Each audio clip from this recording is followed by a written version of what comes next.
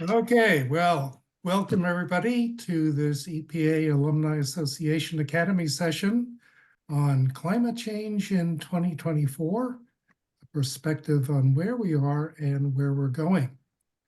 This session and others like it are examples of the work performed by the Alumni Association. If you're not already a member, you should definitely consider joining. Information on who's eligible and how to join will appear in the chat. Our guest speaker today is David Hawkins. David is director of the NRDC's Climate Center. He's been with NRDC since 1971, taking a hiatus to serve for 4 years as EPA's Assistant Administrator for Air. And if you have any questions to pose to David, please use the chat function. Those who've had the privilege to work with or otherwise interact with David know the strength of his intellect is matched only by his dedication to protection of the environment. Since 2001, David has focused his formidable talents on the climate crisis. So David, with regard to dealing with climate change, where have we been? Where are we? And perhaps most important, where are we going? All right. Well, thank you so much for inviting me to this session. And it's great to see names and maybe faces of people that I have fond memories of working with, and look forward to this session.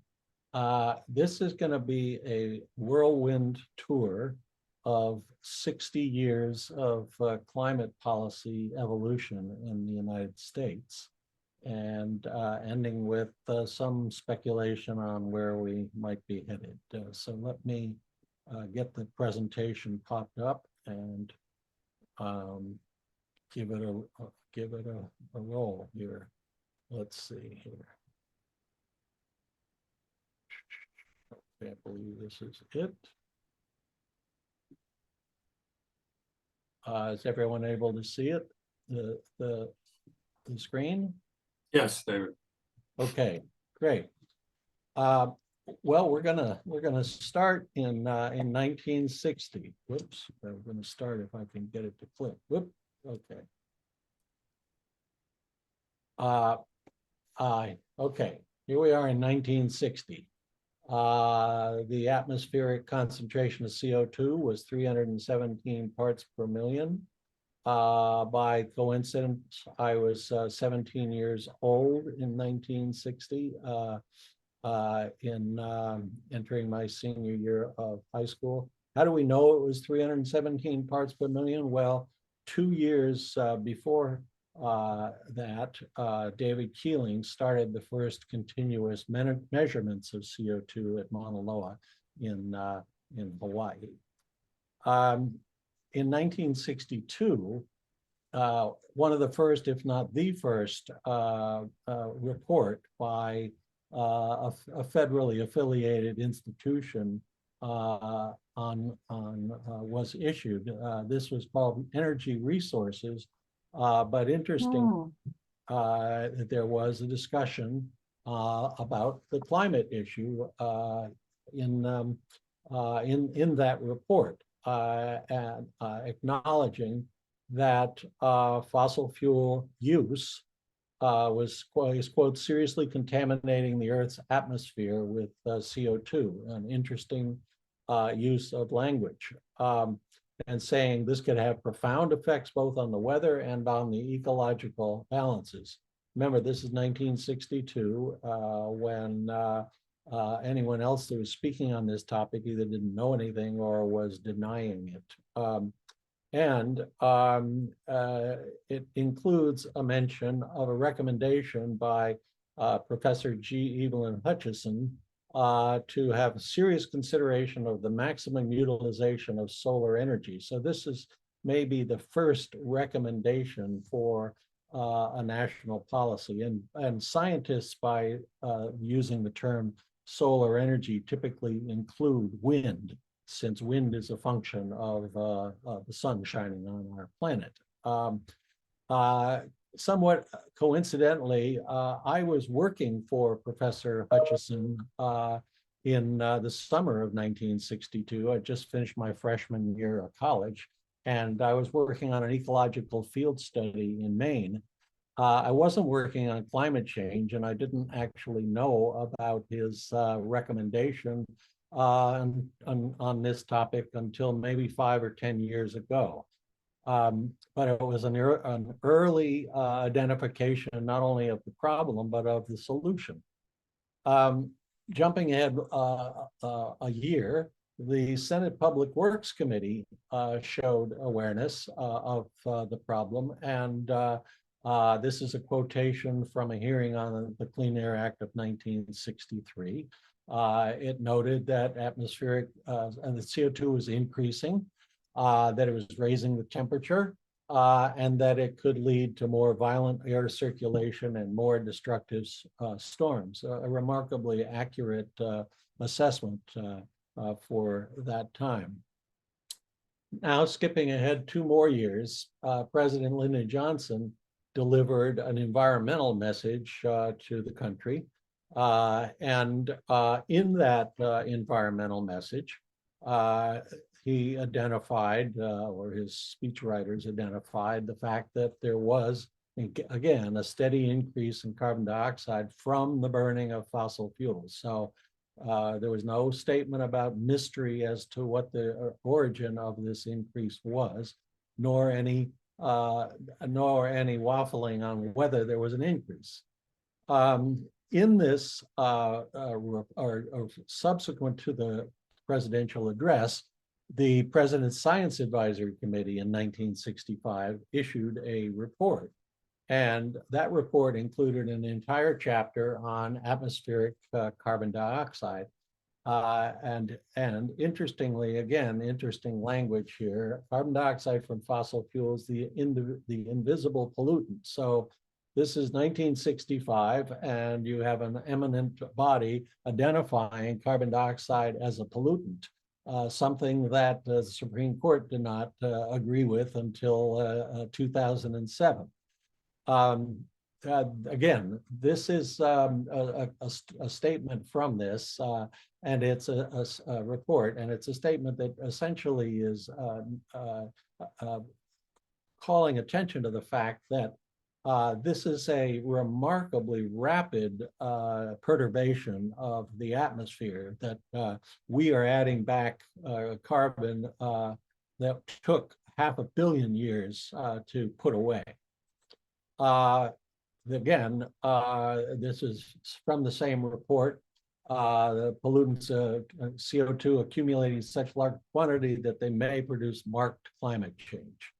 And here again from the same report is a reference, probably the first reference to a projected level in the year 2000. They got pretty close, noting that there'll be marked changes in climate. And then quite interestingly, the last sentence saying, well, gee, maybe what we have to do is deliberately modify other processes that affect climate.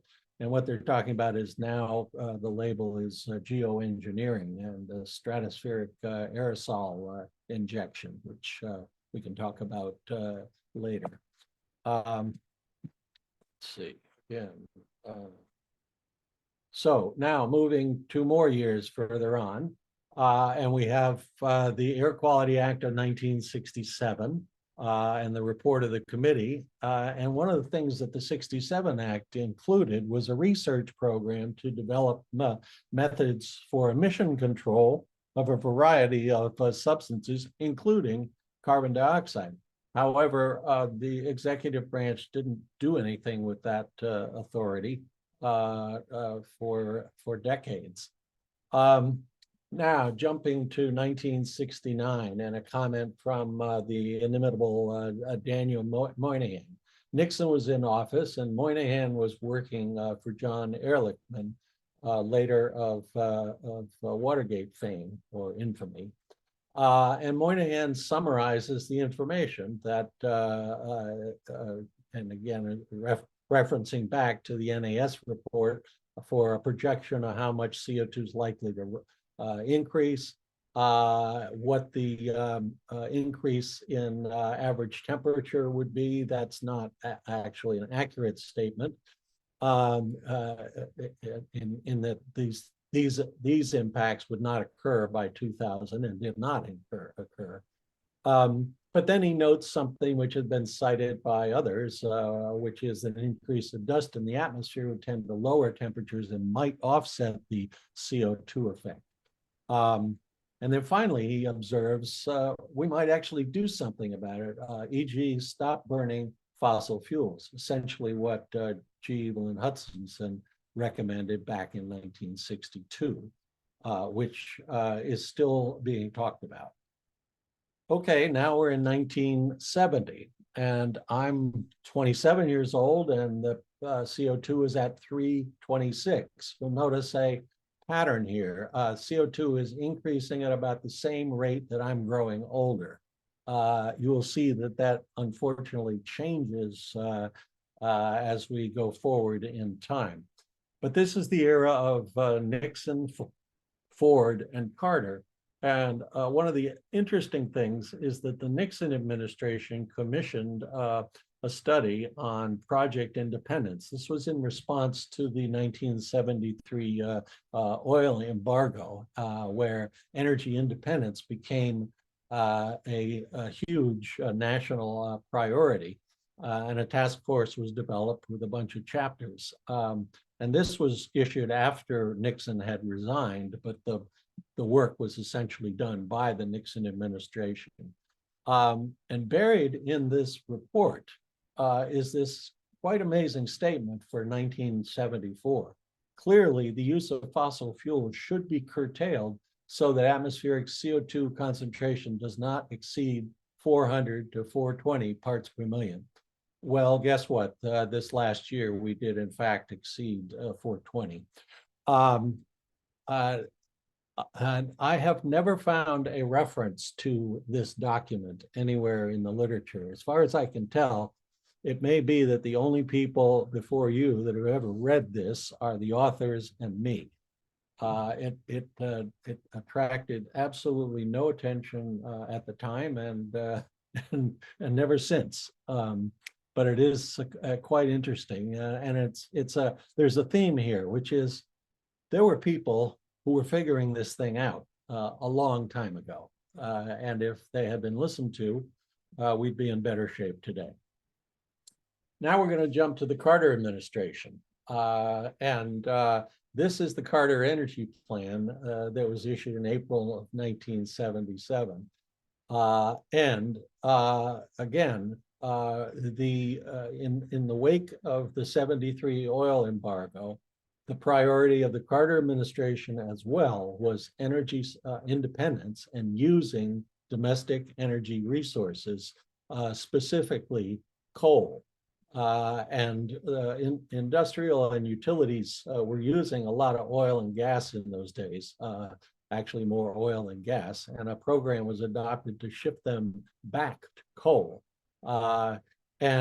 That was the priority. And as far as the impact on the climate, that was relegated to the status of a study. A study will also be made of the long-term effects of carbon dioxide from coal and other hydrocarbons on the atmosphere. So act to burn coal and study what might happen. This is testimony during the Carter administration from an Assistant Secretary Liverman at the Department of Energy. And in it, he says, well, we got to balance the environment against securing energy. And then goes on to say, listen, everything I've said about climate change does not suggest that there is an impending enormous crisis caused by the increase in CO2 derived from combustion of fossil fuels, which is, of course, cornerstone of the president's energy program. It's not that the CO2 issue is a cornerstone, it's the combustion of fossil fuels is the cornerstone. So that was the context of the Carter administration as far as the climate issue. This is another related one. very crude estimates that suggest some small increase in the current rate, meaning the rate of fossil fuel utilization, would be acceptable, leading only to a small temperature increase. He notes that's very uncertain, which is true. Then interestingly, somebody put in here, by the way, it'll be a long time before that increased CO2 disappears. That wasn't enough to induce caution, however.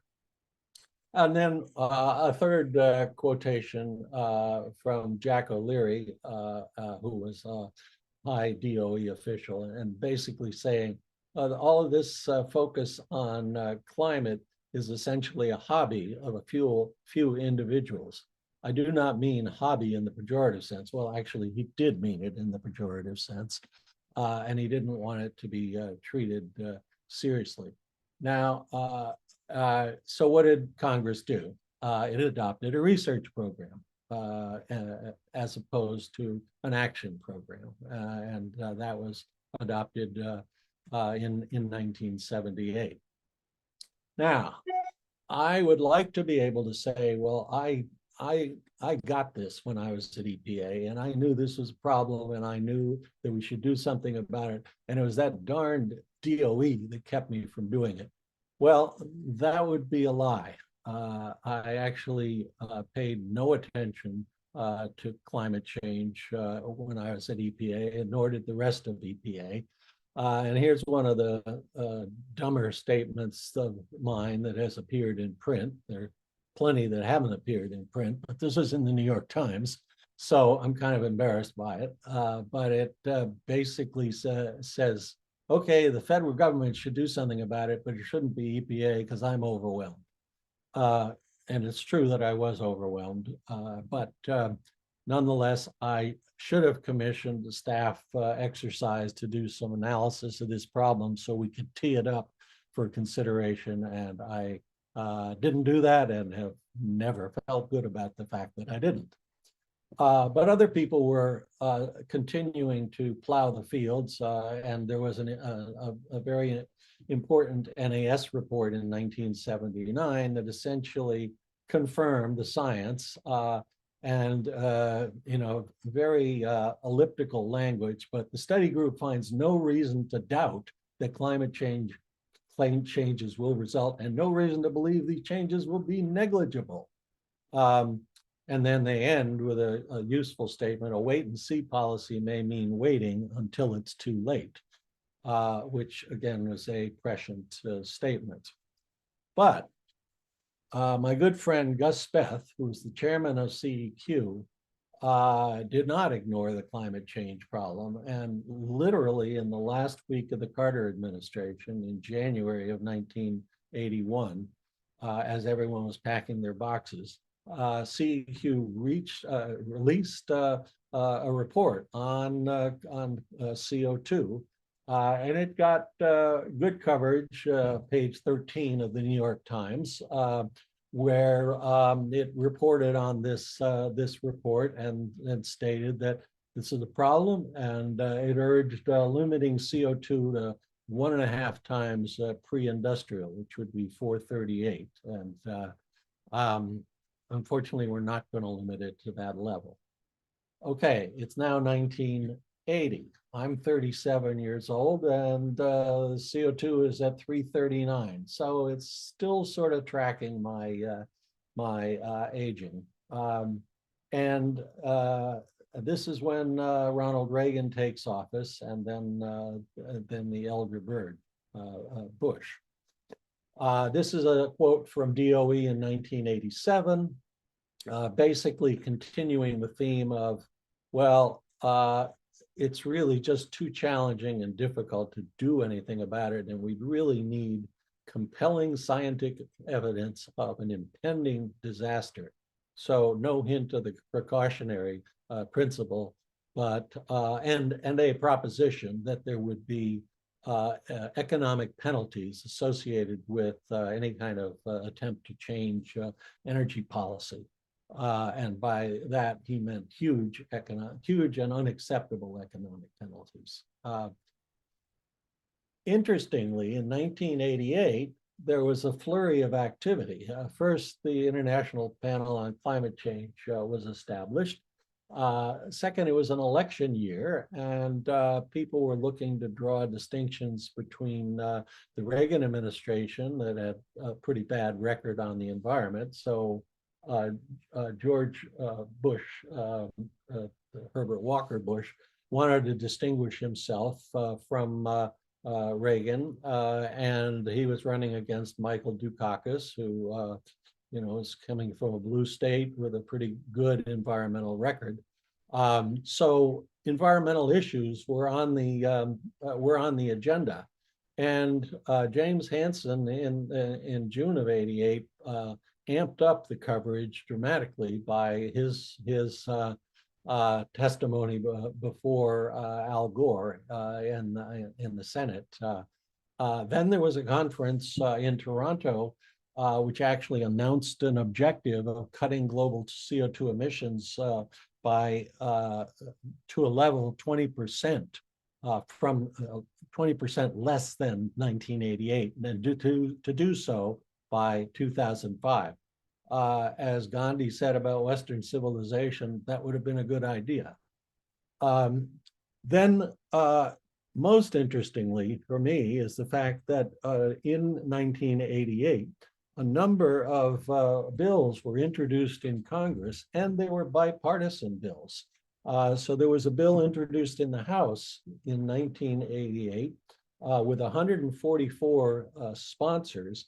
25 of them were Republicans, and one of those Republicans was Newt Gingrich.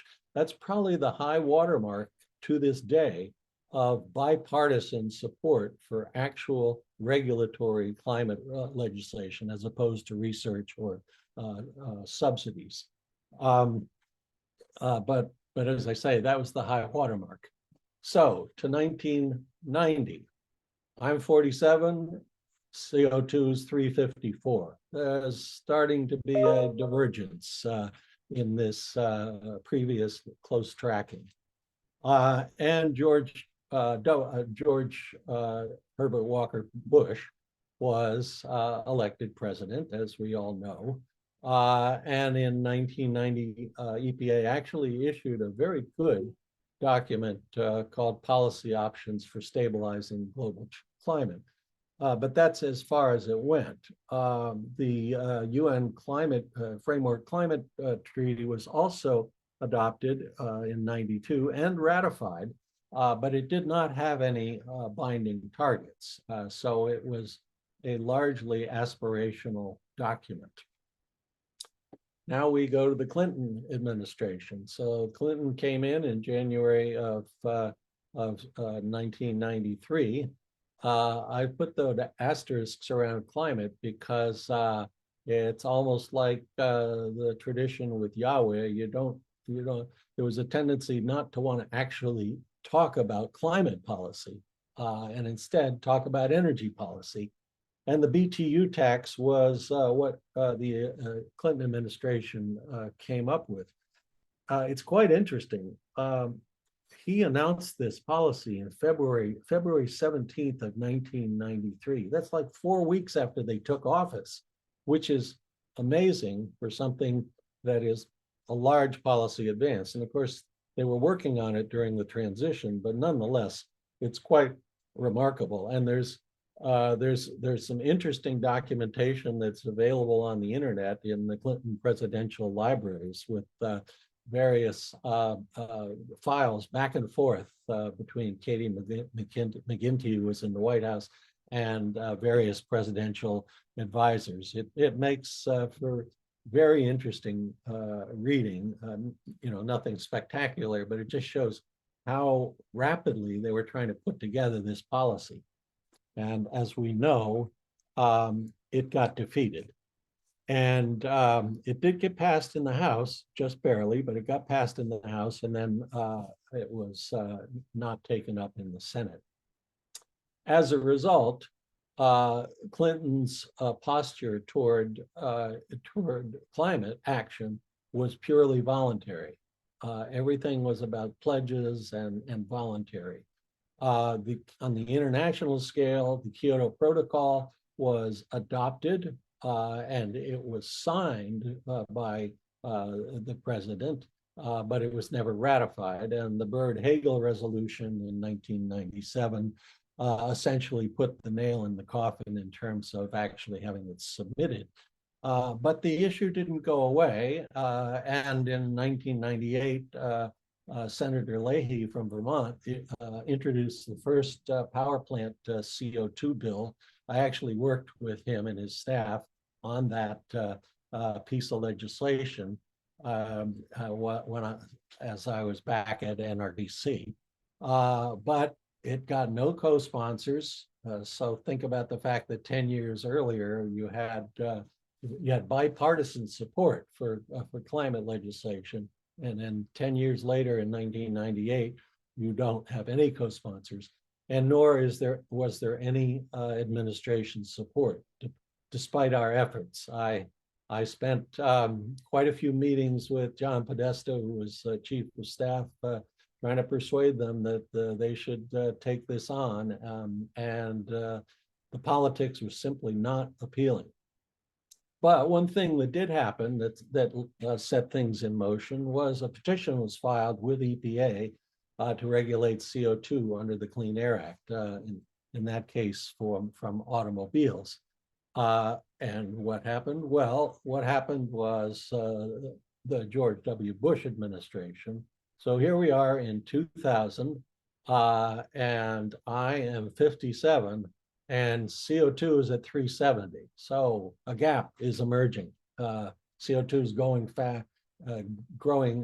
faster than I'm aging. Not a good sign. And what happened? A lot happened. First, within months of taking office, Bush rejected the Kyoto Protocol. Second, he issued a decision saying CO2 was not a pollutant under the Clean Air Act. And that led to litigation, which ultimately the Supreme Court decided in 2007 that yes, Virginia, or yes, Massachusetts, CO2 is a pollutant under the Clean Air Act. And in between then, there was an effort again to pass legislation in Congress. And in 2003, the bipartisan McCain-Lieberman bill was voted on in the Senate, and it actually had a pretty respectable showing. Not good enough to pass. It lost 55 to 43, and there were 6 Republican votes among those 43 yeses, 4 from New England. And then Senator McCain and Senator Lugar from Indiana. And Senator Lugar's vote is something that really deserves a plaque in my mind. Indiana was, and I think still is, the state with the highest percentage of coal as its source of fuel for the power sector. And Senator Lugar was a real statesman and stood up and cast his vote for this legislation. Interestingly, there were 10 Democrats that voted no, and 2 voted not voting. And if those 12 Democrats had voted differently, it would have passed the Senate. We'll put that down in the if pigs had wings category. Following the defeat of that legislation, an initiative was started among a number of major corporations and large environmental groups, including NRDC, EDF, and several others, called the U.S. Climate Action Partnership. And we actually had a collection of 30 companies, including companies like General Motors, like British Petroleum, and a number of others that were saying, we really need to have Congress legislate on this. We can't continue to ignore this problem. It's got uncertainty for us. We can't plan for the future. And in 2009, the U.S. Climate Action Partnership issued a detailed blueprint. And that blueprint was picked up by Congressman Waxman and Markey It became the Waxman-Markey bill that was introduced essentially as, well, actually it was introduced a week before President Obama took office. It passed the House in the summer of 2009 with one Republican vote. No, sorry, it had 8 Republican votes, one more than the Medicare legislation, the Obamacare legislation. But we in the environmental community, we were not prepared for the blowback and the enormous campaign that was mounted by the American Petroleum Institute, the Chamber of Commerce, the National Manufacturers Association. And they essentially terrorized enough purple state senators that Harry Reid decided he was not going to force a vote. So the bill died without there ever being a vote in the Senate. So, once again, there was an effort that got fairly far in the Congress, but ultimately did not succeed. Okay, we are now have reached the year 2000. No, the year 2010. Sorry, and now this departure from my age and the CO2 is even more noticeable. I was 67 and it's already up to 390 parts per million. It's starting to accelerate. So President Obama took office and he took action. First, EPA adopted CO2 standards in the 2010 timeframe. And second, we in the environmental community shifted our focus from Congress to force EPA to adopt power plant rules. And we filed a lawsuit, had a settlement, which put EPA on a schedule. And ultimately, EPA adopted the Clean Power Plan in 2015. And on the international front, there was the Paris Accord, which is still sort of the functioning document for driving progress internationally. But then we hit a roadblock. In February of 2016, by a 5-4 vote, it was actually Justice Scalia's literal last act before he died. The Supreme Court stayed the Clean Power Plan. So EPA's rule was put on hold. And of course, we know in 2016, Trump was elected. He ditched the Paris Accord. He rolled back greenhouse gas rules. Other people were working hard. The IPCC issued a special report on 1.5 degrees, essentially saying we got to do better than just limiting temperatures to 2 degrees, because there's real harm that begins at 1.5 degrees. The Green New Deal emerged, and it started, really turning young people onto the issue of climate change. Then the DC Circuit weighed in on the litigation on the Trump repeal of the Obama CO2 rule, and on Trump's last day in office, it issued a ruling against the Trump administration actions. As we know, in 2020, Biden and Harris were elected, and in January 21, Georgia shifted the Senate control to the Democrats. So here we are in 2020. CO2 is at 414, and actually last year it was at 421. So ever increasing CO2 levels. And I'm about to end, and I'd say what I want to say is we're in a tug of war at this point. We have one step back, one step forward, one step back. The one step back to begin with here was the ruling by the Supreme Court in 2022, striking down EPA's power plants. The one step forward, and it's a big one, was the enactment of the Inflation Reduction Act in August of 2022. And it provides the largest amount of dollars to date for clean energy and climate programs. But it does not include any mandatory action. And it did not get any Republican votes. And just a couple of weeks ago, EPA issued new power plant standards for CO2. The same day they were issued, petitions for review were filed and stay motions were filed. There are now 27 states opposing it, and most power companies, including the Edison Electric Institute. It's now before the DC Circuit. My colleagues at NRDC, while I'm speaking to you, are busy drafting our brief in response to the motions to stay. That's what I was doing this morning, and that's what I'll do this evening as well. It'll be the papers will be filed next week, and we can expect a ruling from the DC Circuit in the next probably month or so on the stay motions.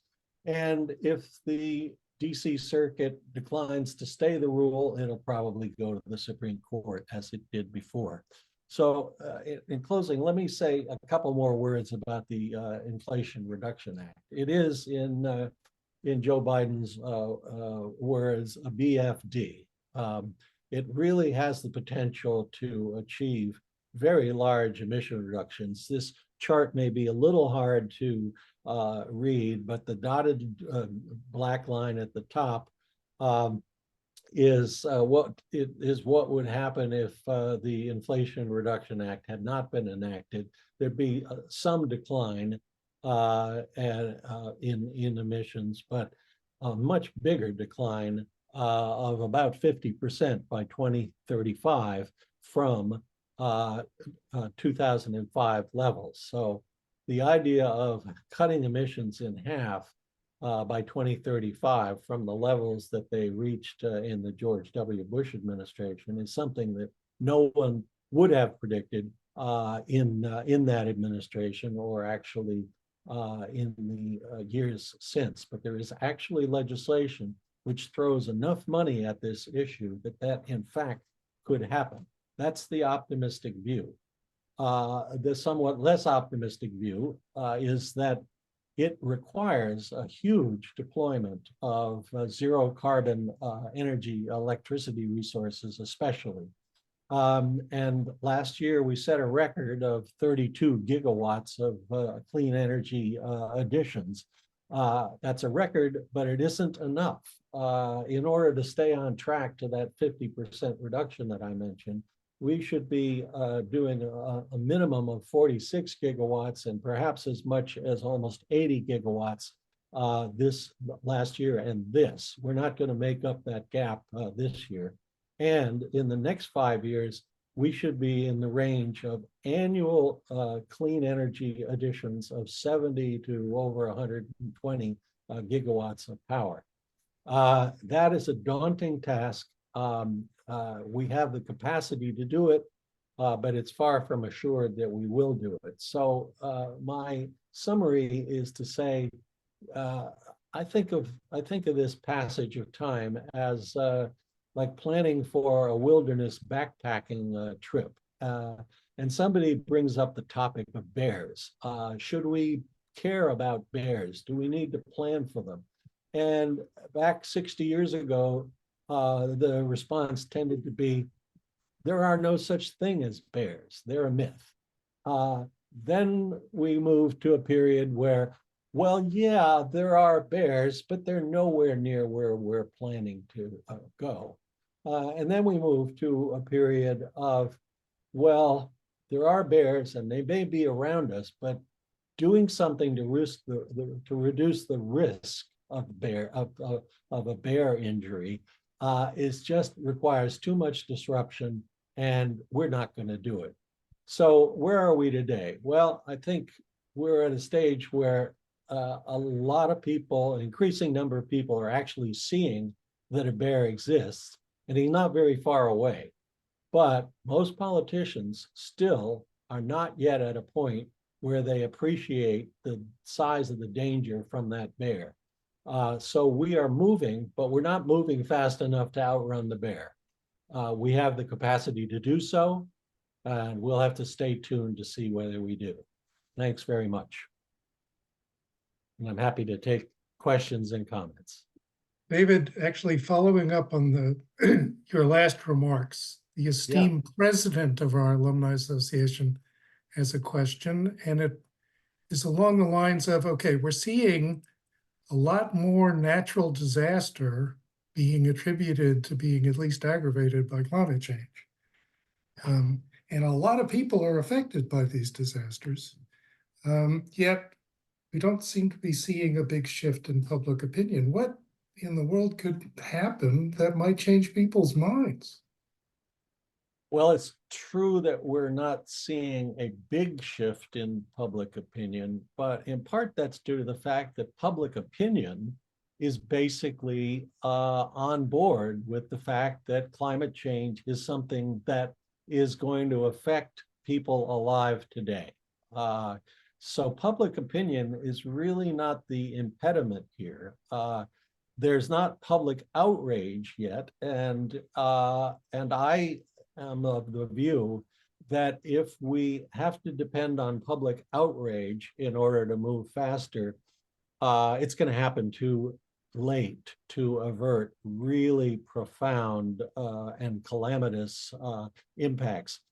Less for the United States, just because we have the resources to protect ourselves a little bit, but it's going to be death and misery for billions of people around the world if we don't take action. But I do think that the increased intensity of events is a wake-up call, and there is a new science in the last 5 years, which essentially is called attribution science, where within weeks of an extreme event, scientists are able to say with scientific rigor that that event was made X% more probable as a result of climate change, or even that it wouldn't have happened at that intensity except for climate change.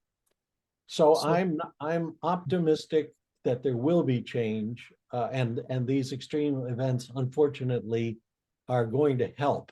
They're just not going to be sufficient. There's a question about, it's a pretty global question, the rest of the world, particularly the kind of the southern hemisphere of the world.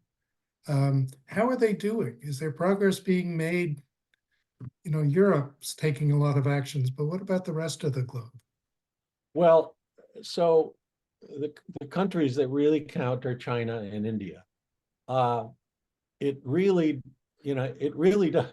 I mean, unfortunately, or ironically, we could solve this problem even if Africa, sub-Saharan Africa, didn't do anything. They could increase their emissions, they could increase their reliance on fossil fuels, and it would be so small compared to the rest of the world, to the countries of the United States, the China, India, EU, Australia, Canada. We're the ones that count. China is interesting because it is building more clean energy than any other country in the world. Unfortunately, it's also building more coal than any other country in the world. It builds more of everything than any other country in the world. India is pivotal, and there's reason to be optimistic about India. Obviously, priority for them is alleviating extreme poverty, but technology is advancing on renewables to the point where they can afford to do clean energy rather than continuing the fossil energy build out. And I think there is growing support for that. So what matters are what China and India do, and at least they are notionally on board. In terms of national policy, unified national policy, they're ahead of the United States. They have a unified national policy to take this issue seriously. We have an administration that's taking the issue seriously and a Congress that's not. So here's another question. Do you see any basis for optimism that the world can stay under 2 degrees of temperature rise? I think if I were betting on it, I would say the odds are that we're going to go above 2 degrees, but the issue is how far above and for how long. And that's the key issue. It we certainly have time left to minimize the exceedance of 2 degrees. Indeed, we have time left to get to have only a modest increase above 1.5 degrees, but it might last for 40 or 50 years. And we won't go above it until the late 2030s, probably.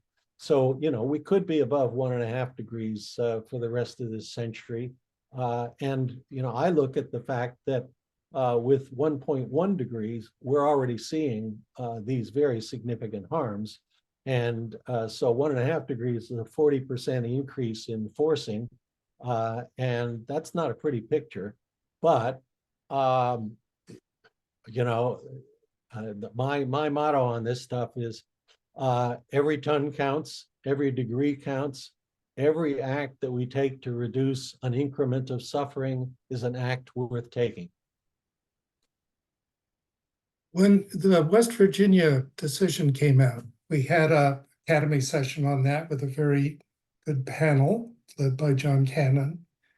And the discussion really turned to, you know, what is really the role of traditional regulatory control for climate, given the fact that Supreme Court remains a huge obstacle, that Congress remains a huge obstacle, but that also because some economic and social factors seem to be extremely important.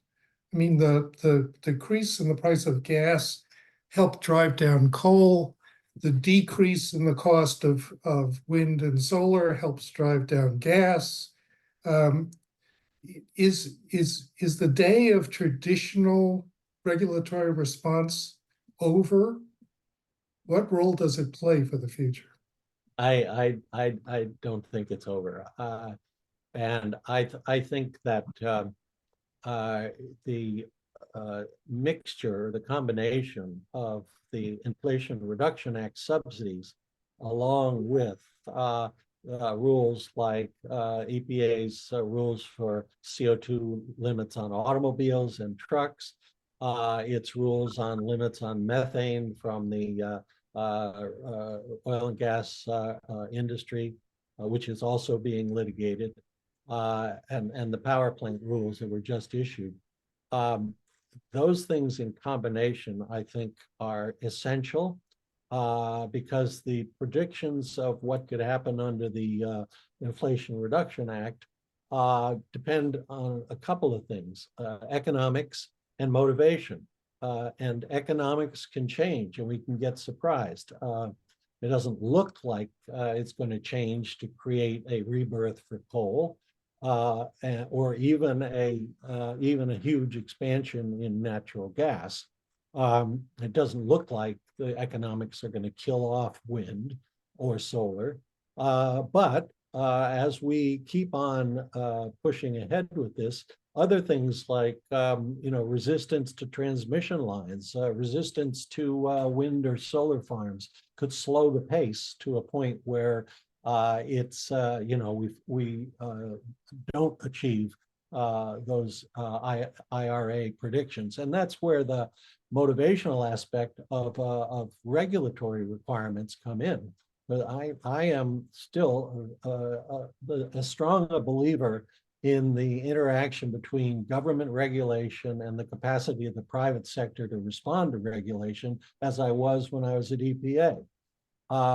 Once the rules are set, industry knows how to do this stuff, and it can do it. And it can do it at reasonable costs. The estimates of complying with the mix of EPA rules that I just cited, the vehicles, the methane, the power plants, we're talking about, percentage points that are 2, 3, 4 percentage points or less on the cost of any of these services, and they might not even be that high. So we are not talking We're not talking about rationing gasoline. We're not talking about $5 increases in the price of gasoline. We're probably not even talking about increases in the price of gasoline. That's not the big deal. And we all know how variable the price of gasoline can be, depending on what other countries do, basically. So we have our destiny to control, and I think I think that we're going to have to. We are facing a hostile Supreme Court, but we're putting in a huge amount of effort into these EPA rules on the assumption, which I hope is realistic, that if we don't try to be too imaginative and innovative, that a majority of the court, some of them grudgingly, will say, okay, they are within the lines that Congress painted.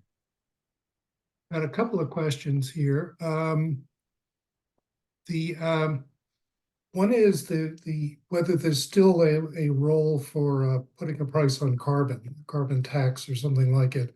And another question would be, what's the role of nuclear? Personally, I've never been a fan of carbon taxes. Economists love it, but people that vote don't. And it also doesn't, in many ways, a carbon tax is too incremental a tool. A carbon tax, for example, at any level that would be feasible for Congress to impose on the entire country would not advance things like carbon capture, because those are the high-priced options. If you want to advance things like carbon capture, you're going to need regulation that sets an emission limit that depends on that. And that's what the EPA rule that was just adopted proposes to do. And we think EPA has developed a very strong record that supports that. We know it's going to go to the Supreme Court, and we will see whether it survives. So, and the other thing I'll say about a carbon tax is that it's kind of the perfect format for a weak piece of legislation, because when you're passing tax legislation, a tax increase is a mark of bad policy. Every single politician that is voting for this legislation wants to be able to brag that the tax increase is non-existent or small.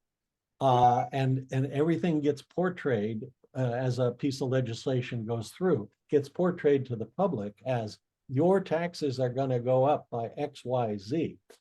So all of the pressure in the process is to reduce the tax, find loopholes, and so you can't count at all on engaging the public to exert pressure on their members of Congress to enact a good bill. In contrast, if you have something like a Waxman-Markey cap, a declining cap, where the units of the currency is not dollars, but it is tons of bad things, pollutants. Well, everybody gets it that fewer tons of bad things is a good thing. And so bills that have tighter caps, more demanding reductions, it's easier to mobilize the public. You do have to obviously deal with the arguments about the cost, but those arguments are easier to deal with in the context of pursuing a good thing than imposing a bad thing called a tax. Okay, so I also asked about nuclear, especially yes, the so-called small modular reactors. Is there any rule for that? Well, I'm a lawyer, so my opinion on the technology here is not worth very much. But people that I know who our expert, say, yes, it might prove out, but so far the money that has gone into it hasn't yet produced a winner. NRDC is not opposed to the R&D that is going on with nuclear, including small modular reactors, but it's not the long pole in the tent to protect the climate. Now, it could become a longer pole in the tent as we get out into the second half of this century, because protecting the climate is a marathon, not a sprint, and everybody is focused on how do we limit emissions by 2050, but we're going to have to keep on limiting emissions for all the decades after 2050. And so nuclear could play an important role, even if it doesn't play a large role between now and 2050, which why I personally think we should continue a program of research, but we need to figure out a way to impose some discipline on it so that you don't wind up with just a huge amount of subsidies and no results. And let's see here. This probably is the last one. Should we wrap it up at this point, Beth or Chuck? So I have to say, I was at Department of Energy. People have been talking about carbon capture for 20 years.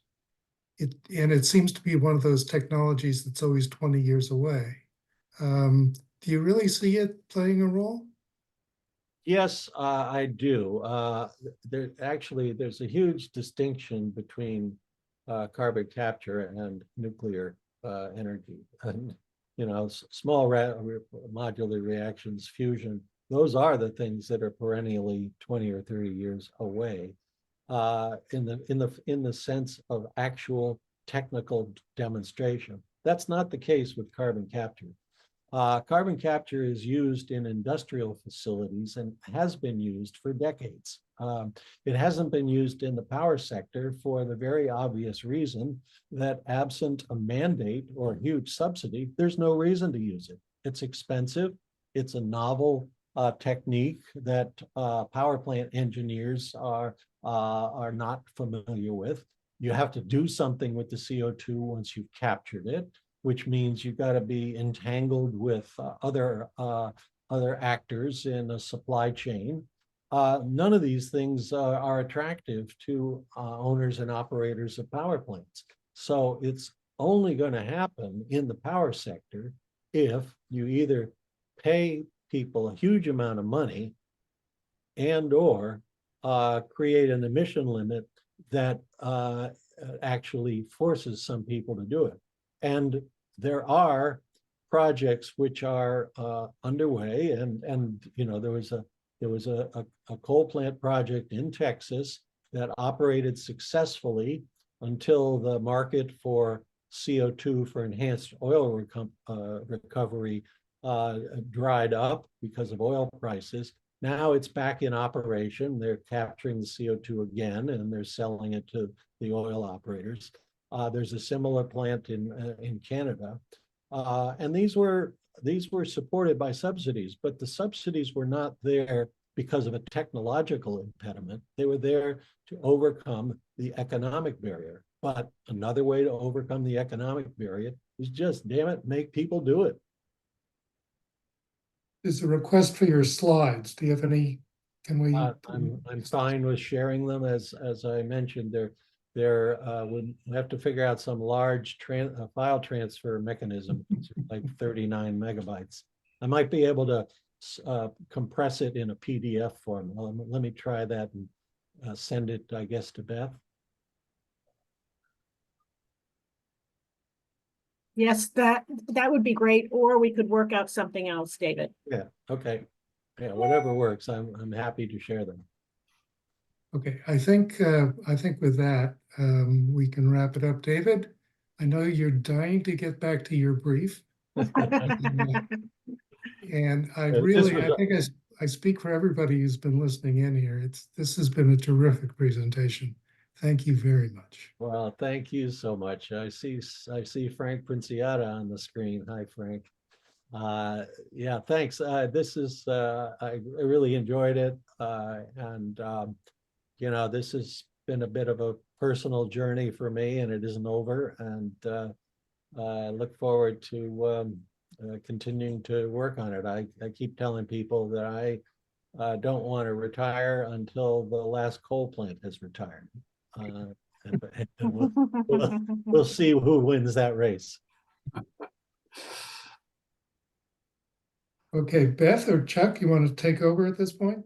Yes, David, thank you very much. Wonderful, wonderful talk. It took us back memory lane, but also inspired us for the future. Thank you.